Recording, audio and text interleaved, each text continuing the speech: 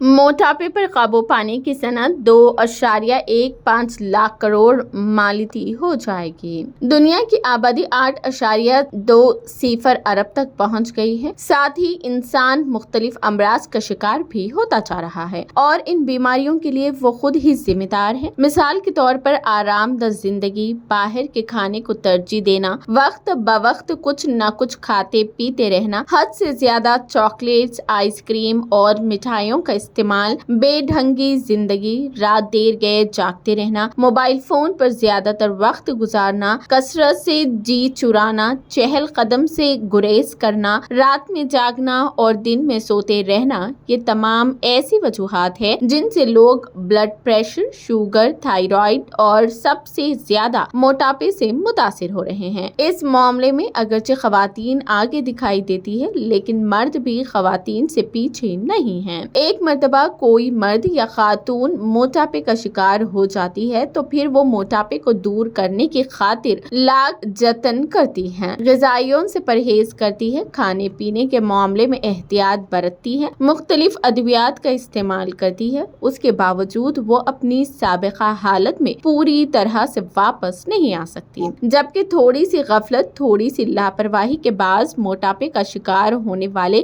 مرد و خواتین لاکھوں روپے خرچ کر رہے ہیں۔ موٹاپے کو کم کرنے یا موٹاپے سے چھٹکارا دلانے والا شعبہ اب ایک بڑی صنعت کی شکل اختیار کر گیا ہے۔ آپ کو بتا دوں کہ جسمانی وزن کے نظم سے متعلق مارکیٹ یا ویٹ مینجمنٹ مارکیٹ کا حجم سال 2022 میں 1.72 لاکھ کروڑ روپے مالیتی تھا اور امید کی جا رہی تھی کہ 2028 میں یہ بڑھ کر 3,15,000 کروڑ روپے مالیاتی ہو جائے گا۔ دی ویک کی ہیلتھ سپلیمنٹ میں یہ انکشاف کیا گیا ہے۔ اس سپلیمنٹ میں کئی ایسی لڑکیوں اور مرد و خواتین کے بارے میں تفصیلات بتائی گئی ہے جو اپنا موٹاپا کم کرنے جان توڑ کوششوں میں مصروف ہیں اور جنہوں نے اپنی ان کوششوں کو کامیاب بنانے 3 تا 5 لاکھ روپے خرچ کر دیے ہیں۔ یہ بھی دیکھا گیا ہے کہ 2022 سے جو کہ ہندوستان میں موٹاپے سے متاثر لوگوں کی تعداد میں بے تحاشا اضافہ ہو رہا ہے۔ ایسے میں ہیلتھ کلبز، انسداد موٹاپا ڈرگز مارکیٹس میں ادویات، گولیوں اور انجیکشن و مشروبات کی فروخت میں زبردست اضافہ ہوا ہے۔ ان ادویات، انجیکشن وغیرہ کا موٹاپے کے